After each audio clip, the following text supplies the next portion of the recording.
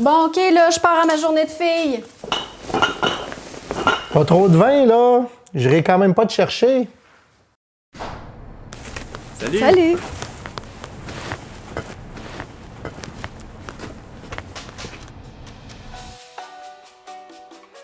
Je me demande bien qu'est-ce qu'ils font, les filles. Hein? De l'autre côté, c'est pas mal tranquille.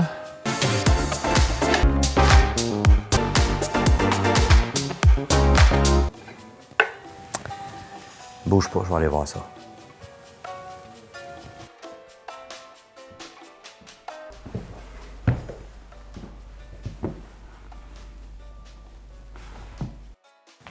T'as entendu quelque chose? Pas tout.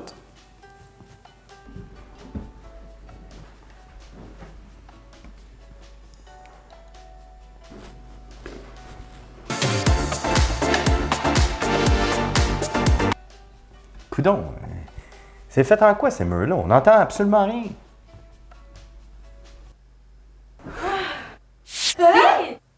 M'avez-vous appelé? Non, c'est une journée de filles. Oups, excusez. Pis? Ben les gars, je peux pas toujours jouer à l'espion, là. J'ai un autre travail. Mais je peux vous expliquer pourquoi c'est si bien insonorisé, par exemple. L'atténuation des sons aériens n'est pas une chose facile à faire en construction. C'est pourquoi plusieurs manufacturiers ont développé de nombreux produits jouant chacun un rôle important lorsque l'on doit isoler des unités d'habitation jumelées ou superposées.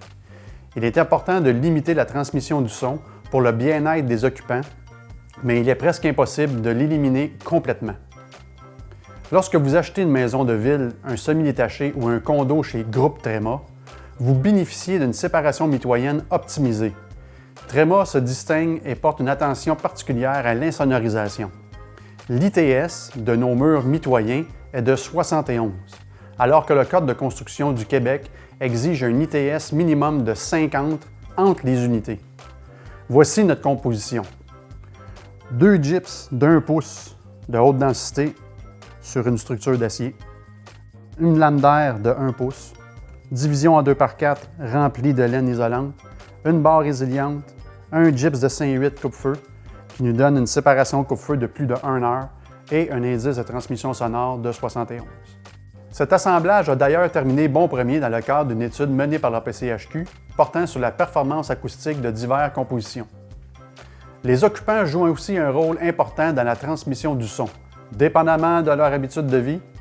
Si des éléments tels que des systèmes audio sont utilisés de façon excessive sans considération pour les voisins, même la meilleure des compositions de murs ou de plancher ne pourra pas atténuer la transmission sonore d'une certaine fréquence. Il est important de comprendre que les sons de basse fréquence demeurent la source la plus nuisible et la plus complexe à atténuer. Un film d'action, c'est sûr que c'est bon quand c'est fort, mais vos voisins, ils n'ont peut-être pas le goût de l'entendre. Le respect d'autrui, c'est le son de la tranquillité.